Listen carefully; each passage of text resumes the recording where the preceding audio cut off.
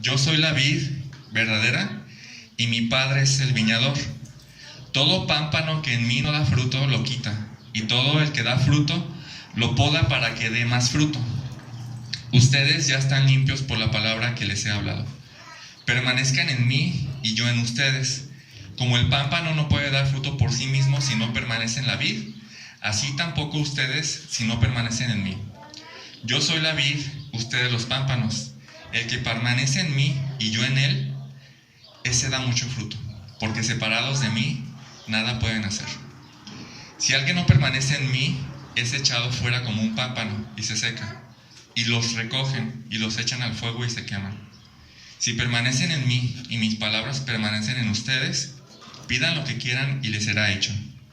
En esto es glorificado mi Padre, en que den mucho fruto y así prueben que son mis discípulos. Como el Padre me ha amado, así también yo los he amado. Permanezcan en mi amor. Si guardan mis mandamientos, permanecerán en mi amor, así como yo guardo los mandamientos de mi Padre y permanezco en su amor. Vamos a orar. Gracias, bendito Padre, por este domingo en el que podamos reunirnos libremente en tu nombre, Señor. Gracias porque hay libertad de poder estudiar tu palabra. Gracias porque no nos meten a la cárcel aquí por escudriñarla, por predicarla, Señor. Ayúdanos a entenderla, Señor, y aplicar lo que tú nos quieras enseñar. En nombre de Jesús, amén. Bueno, realmente creo, para los que tenemos algo de tiempo en el Señor, este pasaje es muy conocido. Y de hecho, creo que el más conocido, el versículo más conocido aquí, es donde dice: Yo soy la vid, ustedes los pámpanos, el que permanece en mí y yo en él, ese da mucho fruto, porque separados de mí nada pueden hacer, ¿no? De hecho, es un versículo que muchos de nosotros lo tenemos memorizado, ¿no? Entonces, a manera de introducción,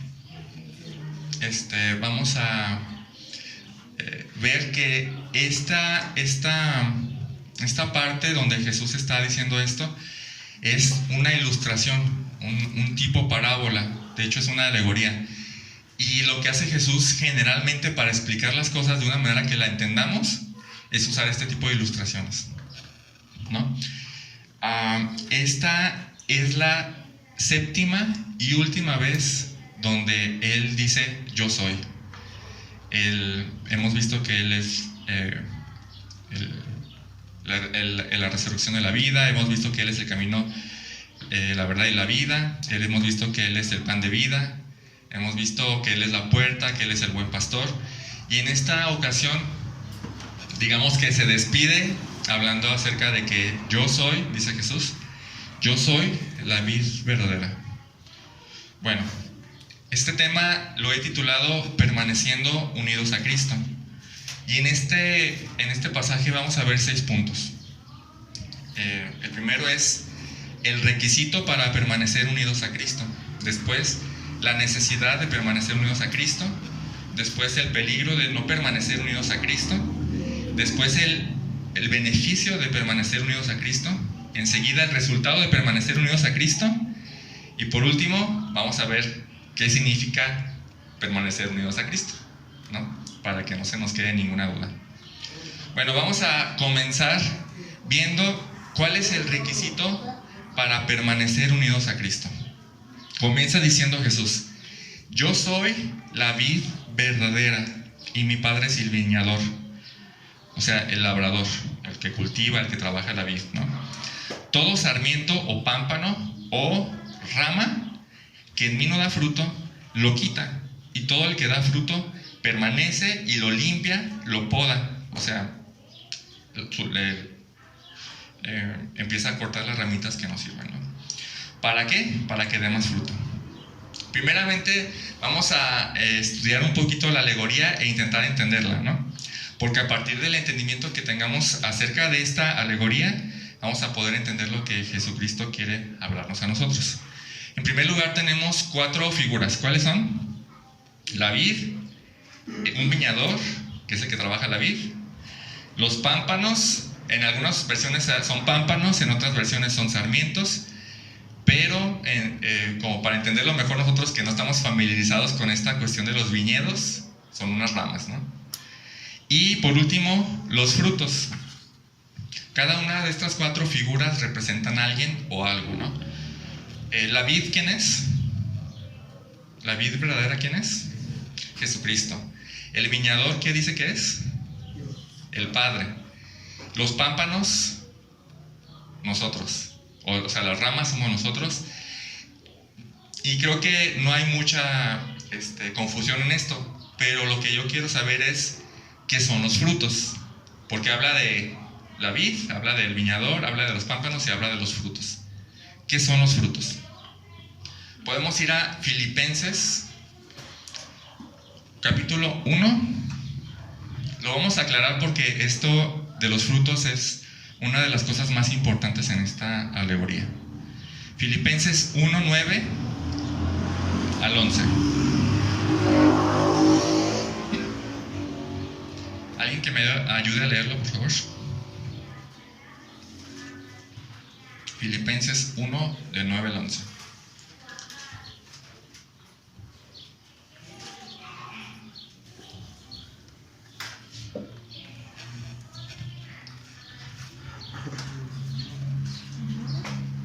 ¿Lo tienes, Jordana? Pues ya, por favor.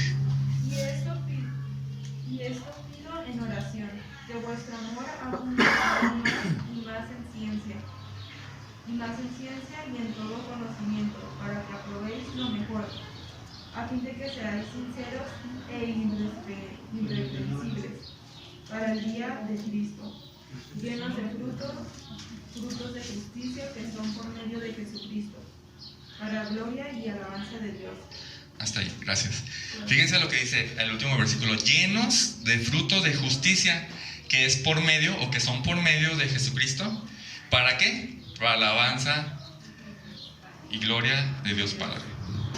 Bueno, esto es muy similar a lo que está hablando aquí, porque dice que nosotros, como ramas o pámpanos, necesitamos dar fruto por medio de la vid para gloria de Dios Padre, ¿verdad? Bueno, entonces podemos resumir que los frutos, como dice ahí, son frutos de justicia. ¿Qué es un fruto de justicia? Los frutos de justicia, digamos que son todo aquello que hacemos producidos a raíz de una vida nueva que nos da Jesús. Cuando creemos, se refiere a una vida recta, una vida agradable, acciones y actitudes correctas a los ojos de Dios, viniendo de un corazón cambiado por Él, un corazón nuevo, nacido de Él.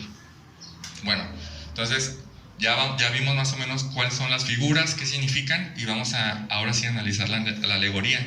Dice en primer lugar: yo soy la vid y mi padre es el viñador. Y algo que quiero recalcar aquí es que hay un viñador y hay una vid, ¿sí? La cual dice que es una vid verdadera. Y estudiando este pasaje me resaltó esta palabra de verdadera, porque ¿por qué lo enfatiza? ¿Por qué enfatiza que es verdadera, no? Y esta afirmación realmente es muy interesante, porque esto hace una referencia al pueblo de Israel. En Isaías 5, capítulo 5, el 1 al 7, si quieren, no lo busquen, pero dice que Dios plantó una viña y Dios esperaba que produjera uvas buenas, uvas agradables, pero lo único que produjeron estas viñas fueron uvas silvestres, o sea, incomibles o inservibles, ¿no? Dice el versículo 2 de ese capítulo: la cavó por todas partes, quitó sus piedras y la plantó de vides escogidas, edificó una torre en medio de ella y también excavó en ella un lagar, o sea, para hacer vino. En otras palabras, preparó todo para que las vides dieran fruto bueno. O sea, del plantador de las vides no quedó, ¿sí? Y esta persona esperaba que se produjeran uvas buenas, pero solo produjeron uvas silvestres, inservibles. Y en el versículo 7 lo explica. Dice el versículo 7: ciertamente la viña del Señor de los ejércitos es la casa de Israel, y los hombres de Judá su plantío delicioso. Él esperaba equidad, pero hubo derramamiento de sangre. O sea, él esperaba algo bueno y hubo algo muy malo. Él esperaba justicia, pero hubo clamor. Bueno, entonces esa es la razón por la que Jesús dice aquí: yo soy la vid verdadera, porque Dios plantó una vid que no funcionó, ¿sí? Que por culpa de ellos, por culpa del pueblo de Israel, no funcionó esa vid y no dieron los frutos que Dios esperaba. Bueno, esa es la razón por la que dice: yo soy la vid verdadera. Entonces, como Jesús dice eso, dice Jesús: yo soy la vid verdadera, yo soy la vid que producirá frutos, que sí producirá frutos excelentes. O sea, dice Jesús, yo no voy a fallar, yo soy la vid verdadera. Entonces, Él producirá frutos innegablemente buenos. Eso es muy importante en esta alegoría. Y bueno, dice: yo soy la vid. Y vamos a ver ahora qué es una vid. ¿Qué piensan que es una vid? O si tienen conocimiento de qué es una vid, ¿qué es una vid? ¿Alguien tiene? Una planta de uvas. Una planta de uvas. ¿Cómo es esta planta de uvas? Tiene un tronco y tiene ramas. O sea, es algo muy genérico. Lo importante de aquí es que nosotros no somos el tronco, ¿sí? Somos las ramas. Entonces la vid está conectada al piso, al suelo, donde obtiene toda su energía, y nosotros, o las ramas, están conectadas a la vid, ¿ok? Entonces eso es lo importante.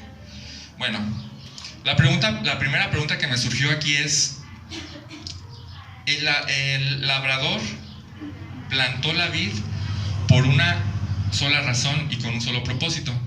¿Cuál es? Dar fruto, ¿sí? Y esto es, creo que más que lógico, ¿no? Alguien planta, no sé, un plantío de árboles de limones con el propósito de obtener fruto, ¿no? Digo, no creo que usen muchas hectáreas nomás para que sea bonito, ¿no?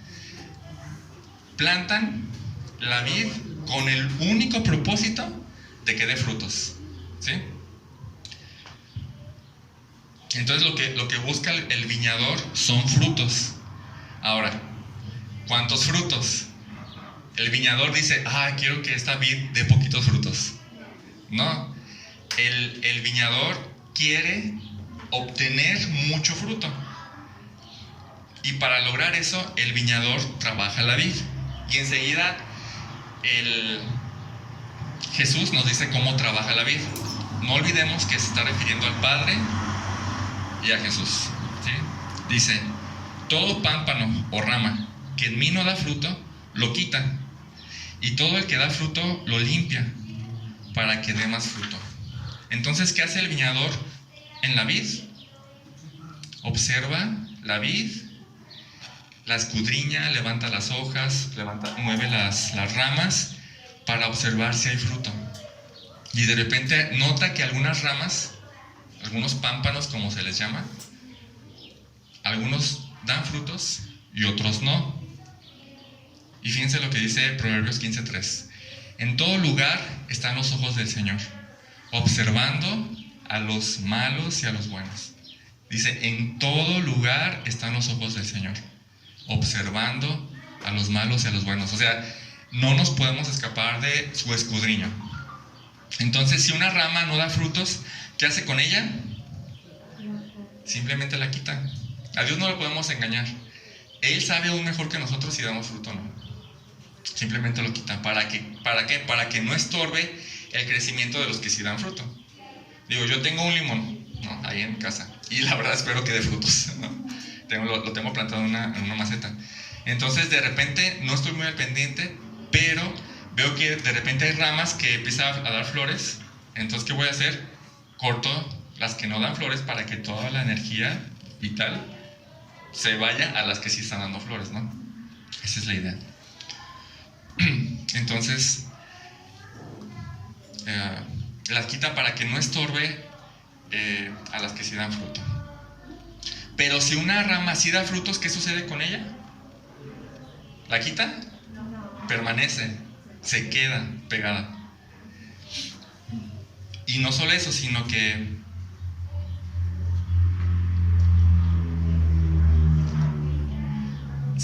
ese es el requisito, dar frutos, ese es el requisito para quedar pegado. ¿Ya vieron? Dar frutos es el requisito para permanecer pegados a la vid. Si un pámpano no da frutos, lo quita. Y si un pámpano sí da frutos, permanece en la vid. Y el viñador, ¿qué hace? Lo limpia. ¿Qué quiere decir eso? Lo poda. Así como para que dé más frutos, ¿no? Y podar no es simplemente cortar y ya. Podar es quitar las ramitas del pámpano que no son útiles para que toda la energía se concentre en las ramas que están dando frutos, ¿no? O sea, que toda la energía de la vida de la vid se concentre en donde sí está habiendo frutos. ¿Para qué? Pues para que dé más frutos. Esa es la razón. Estoy redundando mucho en eso porque esta es el centro, o esta es la razón de ser de esta alegoría. El dar fruto, y no poco fruto, sino mucho fruto. Como dice, todo el que da fruto lo limpia para que dé más fruto. Si una persona dice que tiene una relación con Jesucristo, pero Dios no ve frutos, ¿qué va a pasar? La corta. El Padre simplemente lo quita. Sí, pero si Dios sí ve frutos, ¿qué pasa? En primer lugar, ahí la deja. Y dice, ok, no tengo por qué quitar esta rama. Pero ¿qué va a pasar? La limpia. Un cristiano que sí da frutos, ¿qué va a pasar? Lo deja ahí y lo empieza a limpiar, ¿no?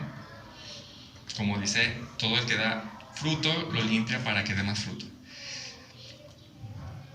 La demostración de frutos son el requisito primordial para permanecer. ¿Pueden notar la importancia de esto? De que Dios vea frutos en nuestra vida. Dar mucho fruto es el propósito de plantar una vid, ¿sí o no? Dar mucho fruto es el propósito con el cual un viñador o cualquier persona que plante algo para obtener cosas, ¿no? Dar mucho fruto es el propósito de Dios hacia nosotros. No es de que el propósito de Dios hacia nosotros sea dar poco fruto, ¿verdad que no? Dar mucho fruto es el propósito de Dios para con nosotros. El Padre plantó a Jesucristo como la vid verdadera, ¿para qué? Para que los que estamos unidos a Él produzcamos fruto. Y como estamos pegados a la vid verdadera, Él no va a fallar porque es la vid verdadera. Entonces va a haber fruto porque hay fruto, ¿verdad? Y el Padre se encargará de limpiarnos para que no demos poco fruto, sino para que demos mucho fruto. Pero ¿cómo el Padre logra que produzcamos mucho fruto? ¿Qué es esto de limpiar, no? Jesús dice en continuación, ustedes ya están limpios por la palabra que les he hablado. La palabra aquí es la clave. O mejor dicho, dice, ustedes están siendo limpiados continuamente por la palabra que les he hablado. Ustedes no fueron quitados, sino que están dando frutos y están siendo limpiados por su palabra, para que den más frutos. Entonces, así como el viñador plantó la vid para obtener una cosecha abundante de frutos, asimismo Dios en cierta manera plantó a Jesucristo para que a través de Él, a través de su vida, nosotros produzcamos fruto, y mucho. Bueno, ¿cómo logra Dios eso? ¿Cómo logra Dios que nosotros demos mucho fruto? Él nos limpia, o sea, nos santifica continuamente por medio de su palabra. ¿Y qué hace la palabra de nosotros? O sea, leemos la Biblia y ¿qué hace? Nos empieza a decir, nos quita cosas, nos quita lo que nos estorba, nos ayuda en nuestro crecimiento, nos quita ya sea pecados, ya sea amistades dañinas, ya sea vicios, ya sea hábitos, malas enseñanzas, ya sean ideas incorrectas. Él quita todo lo que nos estorba para que nosotros podamos seguir creciendo por medio de su palabra. ¿Quién lo quita? Dios Padre lo quita, el Padre lo quita. ¿Quién es el que limpia? Es Dios. O sea, Dios Padre es el que nos está limpiando poco a poco por medio de su palabra. Interesante, ¿no? Dios es el que nos limpia y nos santifica por medio de su palabra. De hecho, es exactamente lo que dice Juan 17:17. Está enseguida en la palabra que sigue, en la página que sigue, perdón. Juan 17:17, ¿qué dice? Santifícalos en tu verdad, tu palabra es verdad. Santifícalos en tu verdad, tu palabra es verdad. O sea, ahí está el punto. Nos santifica, nos quita todo lo que no nos sirve por medio de su palabra. ¿Y todo esto para qué? Para que cada uno de nosotros, los que creemos en Cristo, los que estamos unidos a Cristo, demos más fruto. No solo poco fruto, es dar más fruto. O sea que la meta de Dios, el propósito de Dios para nosotros y lo que Él quiere es que demos mucho fruto. Entonces alguien puede decir, bueno, Él es el que lo hace, ¿no? Entonces me voy a quedar de brazos cruzados. ¿Es correcto esto? No podemos, no dejamos a Dios no dejamos todo a Dios. De hecho, Él hace el trabajo, indudablemente. Él hace el trabajo, pero nosotros también hacemos el trabajo. Al mismo tiempo que Dios nos está limpiando por medio de su palabra, dice enseguida, permanezcan en mí y yo en ustedes. Es lo que quiere decir. Dice, al mismo tiempo que el Padre nos está limpiando por medio de su palabra, dice, ustedes deben permanecer y entonces mi vida, dice Cristo, la vida de Cristo va a fluir de mí hacia ustedes. Permanezcan en mí y yo en ustedes. ¿Saben? Cuando permanecemos en Cristo, su vida, la vida de la raíz, fluye hacia nosotros y nos infunde vida y podemos dar fruto, mucho fruto. Es que dice, permanezcan en mí y yo en ustedes. Como el sarmiento no puede dar fruto por sí mismo si no permanece en la vid, así tampoco ustedes pueden dar fruto por sí mismos si no permanecen en mí. Esto nos lleva al segundo punto: la necesidad de permanecer en Cristo. Nuevamente, permanecer en mí no es una sugerencia, ¿verdad que no? Permanecer en mí no es una sugerencia. Permanecer en Él es algo que debemos, que necesitamos. Como dice, Él dice, si ustedes no permanecen en mí, ustedes no van a tener la capacidad de dar frutos.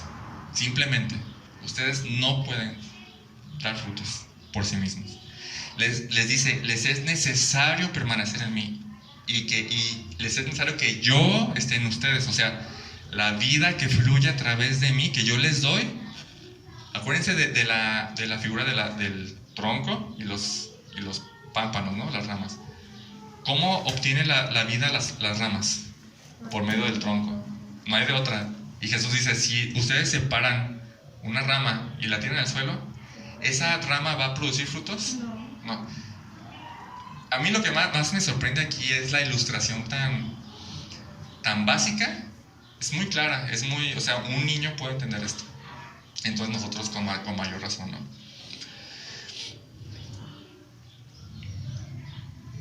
Y después notamos una afirmación que pone nuestra relación con Él de la manera más clara posible cuando dice, yo soy la vid y ustedes son los pámpanos. ¿Qué está diciendo? Yo soy la fuente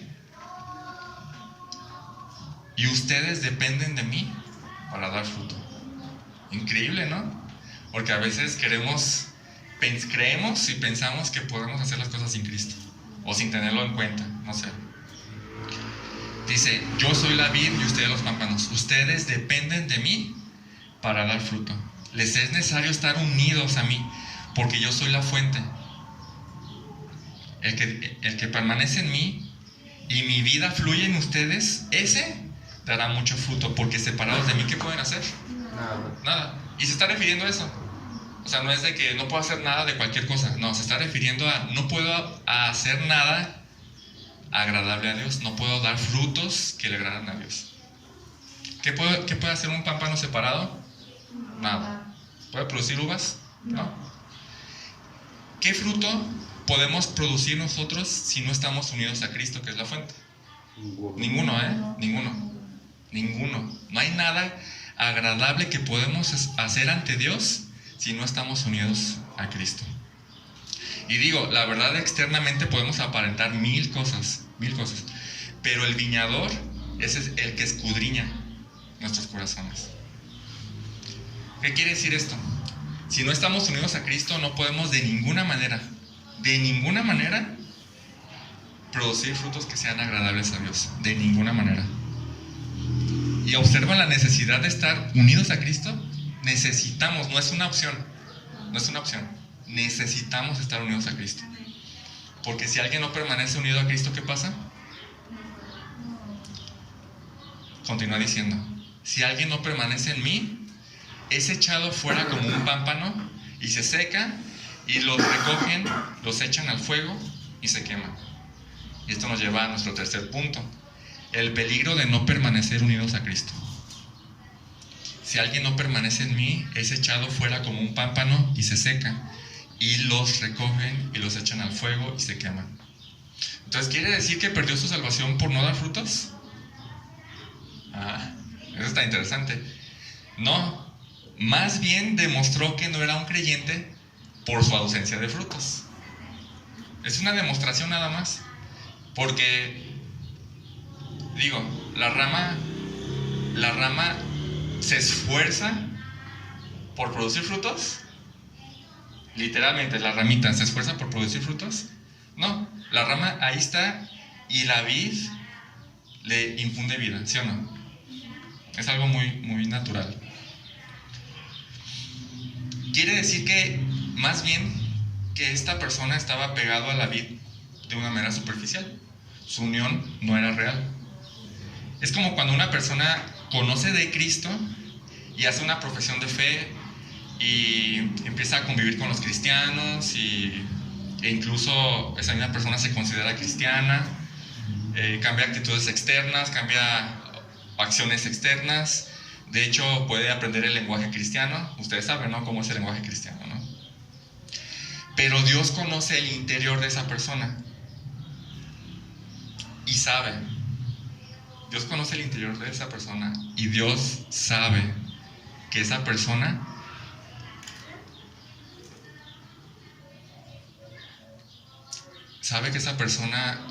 no produce frutos verdaderos. Él lo sabe. Incluso nosotros nos podemos engañar, pero Él sabe que no hay frutos producidos a partir de una fe verdadera. Esto lo podemos llamar el peligro de la superficialidad o el peligro de la apariencia. En el exterior parece un creyente normal. Digo, o sea, aprende el lenguaje, se comporta como un cristiano, le ha entregado su vida, pero de labios para afuera, pero no se ha arrepentido realmente de sus pecados. Conoce de Cristo, pero en el interior hay un muerto que no ha resucitado. Y Dios lo sabe. ¿Sí? Y por más frutos externos aparentes que pueda producir esta persona, Dios sabe que esos frutos son silvestres, no sirven. Porque lo que Él quiere es a partir del interior. ¿Qué pasará con esa persona? Y creo que la ilustración es muy similar, ¿no? Dice: es echado fuera como un pámpano y se seca, y los recogen y los echan al fuego y se queman. ¿Qué figura es esta del fuego? El infierno. El infierno. O sea, no hay por dónde irnos. Observen la figura del fuego. Es una inequívoca ilustración del infierno. Es el mismo tipo de ilustración que Juan el Bautista usa en Mateo 3:10 cuando dice: el hacha está puesta a la raíz de los árboles. Por tanto, todo árbol que no da buen fruto es cortado y echado al fuego. Esta persona no puede ser un creyente, definitivamente, porque los creyentes no van al infierno. El creyente sí da frutos y sí permanece en la vid. Y en vez de sufrir una condenación, hay beneficios de permanecer. Lo que nos lleva a nuestro siguiente punto: el beneficio de permanecer unidos a Cristo. Continúa diciendo: si permanecen en mí y mis palabras permanecen en ustedes, pidan lo que quieran y les será hecho. ¿Notaron esto? Que dice, ya no dice si permanecen en mí, yo en ustedes, sino dice si permanecen en mí y mi palabra en ustedes. ¿Saben qué significa esto? Que tanto Jesús, como la palabra, es la fuente de vida. Es el mismo concepto. Tanto Jesús como la fuente es la vida que fluye a través de nosotros para dar fruto. Su palabra es la fuente de vida. Es lo que dice Jesús en Juan 6:33 cuando dice: las palabras que yo les he hablado son espíritu y son vida. Lo que Jesús está diciendo aquí es: si permanecen en mí y mi palabra fluyendo a través de ustedes, mi palabra fluyendo a través de ustedes, leyéndola, dejando que nos cambie, la palabra fluyendo a través de ustedes. ¿Qué dice? Pidan lo que quieran y les será hecho. ¿A poco? O sea, podemos pedir entonces lo que queramos y nos será concedido. Suena bonito, ¿no? La condición para que pase eso lo cambia todo, porque dice: si ustedes permanecen unidos a mí, dando frutos, y mi palabra manando vida en ustedes, mi palabra fluyendo a través de ustedes, mi palabra fluyendo a través de ustedes. Otra vez, la misma idea de fluir, leer la palabra, escudriñarla, a dejarnos cambiar por ella. Si la palabra dice algo, hay que obedecerlo. Eso es que la vida de la palabra fluye a nosotros. De hecho, es lo que Colosenses dice Pablo dice en Colosenses 3:16, dice: la palabra de Cristo habitando en abundancia en nosotros. La palabra de Cristo habitando en abundancia. Cuando la palabra de Cristo mora en abundancia y la palabra de la vida fluye a través de nosotros, ¿cómo serán nuestras peticiones? ¿Qué vamos a pedir? No pediríamos que su nombre sea santificado, que se haga su voluntad en el cielo como en la tierra, que el reino de Dios venga, o pediríamos por las personas que vengan a Cristo. ¿Seríamos algo egoístas? De ninguna manera, ¿eh? No es de que, voy a pedir un carro porque aquí dice que me va a dar lo que yo quiera. No, todo lo que está dentro de su voluntad es lo que podemos pedir cuando estamos dejando fluir la vida de la palabra. Y en este tipo de conexión con la vid es donde Dios se glorifica. Y esto nos lleva al siguiente punto: el resultado de permanecer unidos a Cristo. ¿Cuál es el resultado? Gloria para Dios. Gloria para Dios. Dios disfrutando del fruto. Dice: en esto es glorificado mi Padre, en que den mucho fruto y así prueben que son mis discípulos. ¿Queremos dar la gloria a Dios con nuestra vida? ¿Y la estamos dando? Eso es lo interesante. Queremos que la gente diga: Dios ha obrado en esta persona. En Mateo 5:16, por favor, acompáñenme. Mateo 5:16.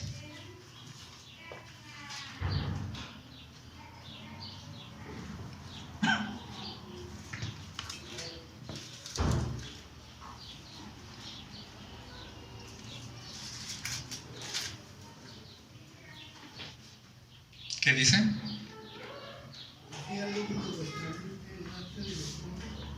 Para que vean nuestras buenas obras y glorifiquen a Padre que está en los cielos. ¿Ya vieron? Así alumbre vuestra luz sobre la gente, para que todos vean sus vidas cambiadas, sus buenas acciones, producidas de un corazón arrepentido desde el interior. ¿Y qué? Y así glorifiquen a su Padre que está en los cielos. Nuestros frutos, los frutos producidos por la vid, es lo que glorifica al Padre. Simplemente damos gloria a Dios de nuestra unión con Cristo, dando mucho fruto. Mucho fruto. O sea, no es poco fruto, vuelvo a lo mismo, es mucho fruto. Simplemente así probamos que somos discípulos de Cristo. ¿Cómo? Dando mucho fruto. Mucho fruto. Y damos gloria a Dios a través de dar mucho fruto. Bueno, para terminar, a manera de conclusión, quiero que nos vayamos de aquí con un claro entendimiento de lo que significa permanecer unidos a Cristo. continúa diciendo, como el Padre me ha amado, así también yo los he amado. Y aquí casi me trabo mi cerebro, no da más. ¿Cómo es el amor del Padre hacia Jesús? Inmenso. No sé, es demasiado. Es demasiado. ¿Cómo es? O sea, todo, o sea, pero es infinito. El amor del Padre hacia el Hijo es infinito. Y diría que infinitamente perfecto. Infinitamente perfecto. A mí esta afirmación me dejó sin palabras porque ni siquiera puedo entenderlo. No puedo entenderlo. Es demasiado enorme, demasiado. Bueno, con ese amor, dice, así también yo los he amado. Con ese amor, con ese tipo de amor y con esa misma medida, nos ama Cristo a nosotros. Nos ama Cristo a nosotros y eso es increíble. A mí me dejó sin palabras, o sea, porque dices, ni siquiera logro entender tal cantidad de amor, es demasiada. No lo puedo entender. Y con eso en mente Jesús dice, yo los amo infinitamente. Yo los amo infinitamente perfecto. ¿Sí? Y les dice, y nos dice, permanezcan, quédense en mi amor, quédense en mi amor. ¿Y qué decimos nosotros? En ese amor sí me quiero quedar. O sea, ¿quién no quiere quedarse en ese tipo de amor? Pero la pregunta es, ¿cómo nos quedamos en ese amor? Digo, yo quiero quedarme en ese amor, ¿perdón? ¿Sí? Yo quiero quedarme en ese amor, pero ¿cómo me quedo en ese amor?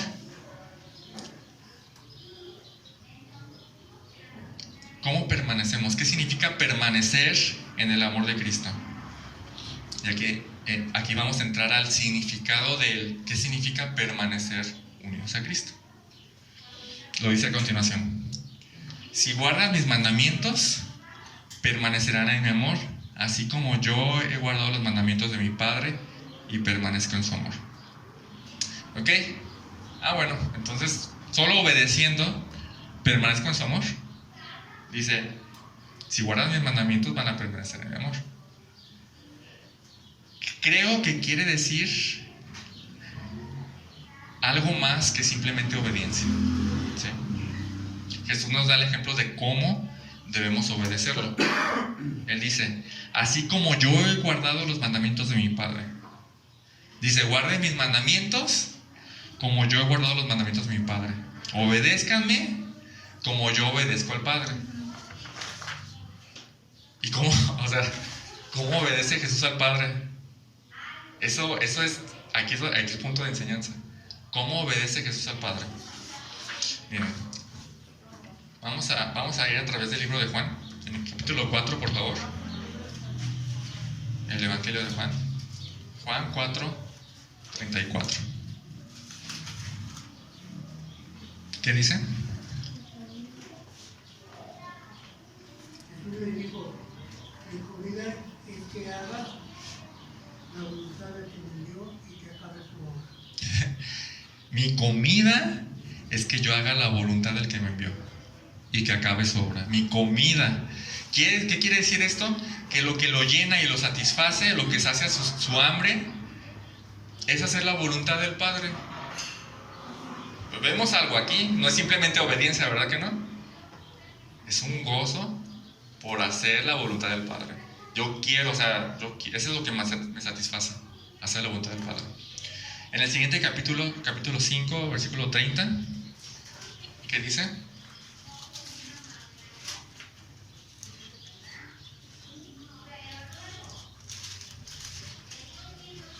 No puedo yo hacer nada por mí mismo, según oigo así juzgo, y mi juicio es justo, porque no busco mi voluntad, sino la voluntad del que me envió, la del Padre. Esto está increíble, increíble. Dice, yo no puedo hacer nada por mí mismo, o por iniciativa mía, ¿sí? Yo no puedo hacer nada.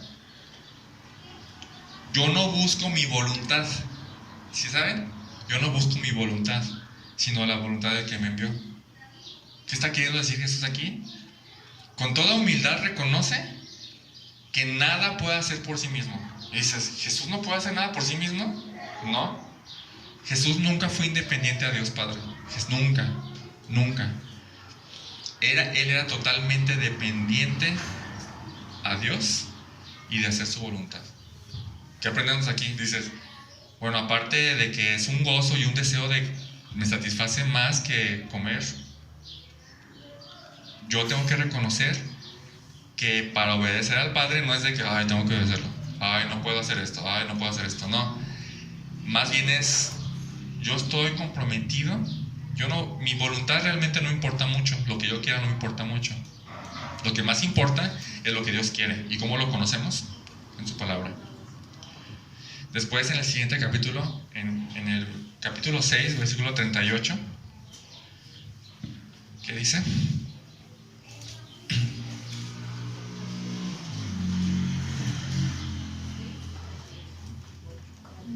Porque Él es el del cielo, no para hacer mi voluntad, sino la voluntad del que me envió. Él dice, ¿saben para qué existo? Para hacer la voluntad del que me envió.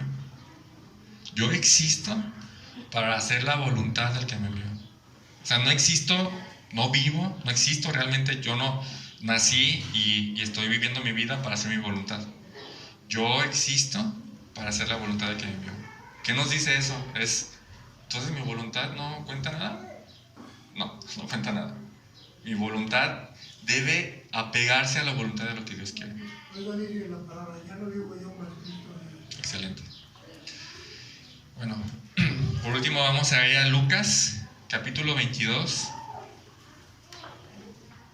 Lucas, capítulo 22, versículo 42. A ver, allá atrás. ¿Me ayudan a leerlo? Lucas 22, 42.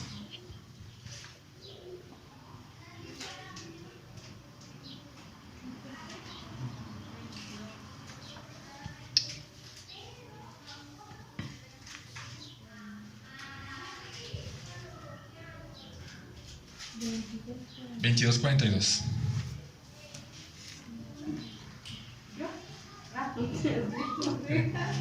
Diciendo, Padre, si quieres pasa de mí esta copa, pero no se haga mi voluntad sino la tuya. ¿Qué nos está diciendo Jesús con estas palabras? Que la aflicción y aún la muerte no importan si la voluntad del Padre sí lo requiere. Dices, o sea, realmente mi voluntad no importa.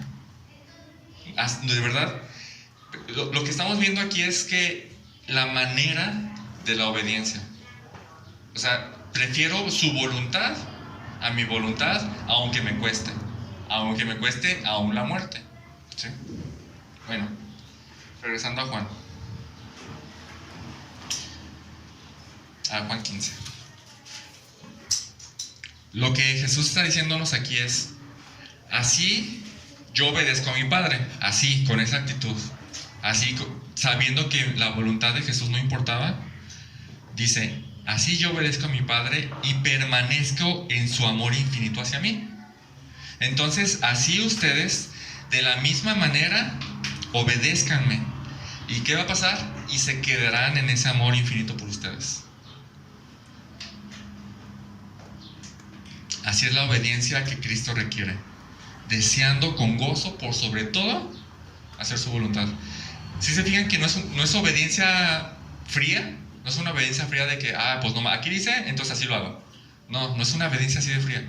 Es una obediencia gozosa, con ganas de. Hay un versículo donde Jesús dice, mis mandamientos no son gravosos, o sea, no son pesados de llevar. Mis mandamientos no son gravosos. Y esa es la actitud con la que debemos ver sus mandamientos. No es gravoso, no está mal obedecerlo. No es algo pesado o difícil obedecerlo. Es algo deseoso, más bien, agradable. Quiero obedecerlo. Lo quiero con todas mis fuerzas.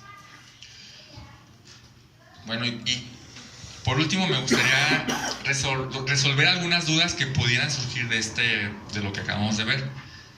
La primera pregunta es, ¿cómo puedo unirme a Cristo para ser uno de sus pámpanos? y que fluya vida en mí para producir frutos. En primer lugar, tienen que reconocer que si no estás unido a Él, no puedes dar fruto. Puedes dar fruto. Y te van a cortar y te van a echar al fuego. ¿Sí? El Padre. O sea, cree en Él y en su sacrificio hecho por ti para pagar todos tus pecados. Después, entrégale tu vida y ruega que te una a la vid verdadera. Y que su vida, la vida de la vid, pueda fluir a través de ti y puedas dar con toda certeza frutos agradables a Dios. Ruégale por eso, ruégale por eso. La segunda pregunta que surge es, bueno, ¿cuáles son los frutos agradables al Padre? Estamos hablando de frutos, y ¿cómo puedo identificar yo qué frutos son agradables al Padre? Como le mencionamos al principio en Filipenses 1:9 al 11, donde dice, llenos del fruto de justicia que es por medio de Jesucristo, para gloria y alabanza del Padre. Los frutos de justicia son producidos, en primer lugar, por medio de esa unión. Necesitamos primeramente estar unidos a Cristo. Si no, no podemos producir frutos. En segundo lugar, la cosa es que esos frutos surgen de esa unión con Cristo, para alabanza y gloria de Dios. Estos frutos se producen simplemente por estar unidos a Cristo. Es natural, es natural. Bueno, estos frutos se reflejan en una vida recta. ¿Qué es una vida recta? Una vida agradable a Él, conforme a su palabra. Es una vida recta. Acciones y actitudes correctas a los ojos de Dios, viniendo de un corazón cambiado por Él, un corazón nuevo. O sea, Él nos quita el corazón viejo y pone en su lugar un corazón nuevo cuando creemos. Desde el interior, todo desde el interior. Ese es el único fruto que Dios ve como bueno y lo acepta. Y la tercera, ¿cómo puedo permanecer unido a Cristo? Obedeciéndolo, pero no con esa obediencia fría, sino con una obediencia con la actitud correcta, deseando por sobre todo su voluntad, como Jesús obedece al Padre. Si se fijan, dice, así como yo obedezco al Padre, así ustedes obedezcan, ¿no? Y se pueden preguntar, pero su obediencia era perfecta. Sí, pero otro rasgo de su obediencia era la actitud. ¿Con qué actitud obedecía Jesús al Padre? Deseando obedecerlo de verdad. Hacer la voluntad del Padre le agradaba, de verdad. Buscando siempre darle la gloria, deseando gozosamente siempre hacer su voluntad. Vamos a orar. Gracias, bendito Padre, por este mensaje. Gracias por esta palabra tuya. Gracias por estos versículos que nos enseñan la importancia de permanecer unidos a ti, Señor. Ayúdanos a entender a cabalidad por completo esta enseñanza, y si alguno de nosotros, alguno de aquí, hay alguien que no esté unido a ti, Señor, únelo, por favor. Muéstrale tu evangelio, muéstrale la necesidad que tiene de ti, Señor. Porque fuera de ti o separado de ti nada puede hacer, nada agradable a Dios, y será echado al fuego, Señor. Y por los que sí estamos unidos a ti, Señor, te ruego que nos enseñes qué significa obedecerte, Señor, con qué actitud debemos hacerlo, Señor. Te ruego que nos enseñes por medio de tu palabra, y que el Padre nos vaya limpiando por medio de tu palabra, Señor, para que demos mucho fruto, como debemos hacerlos para gloria y alabanza de Dios Padre, Señor, por medio de Jesucristo. Te lo rogamos, te lo imploramos, Señor, que obres en nosotros, Señor. En el nombre de Jesús. Amén.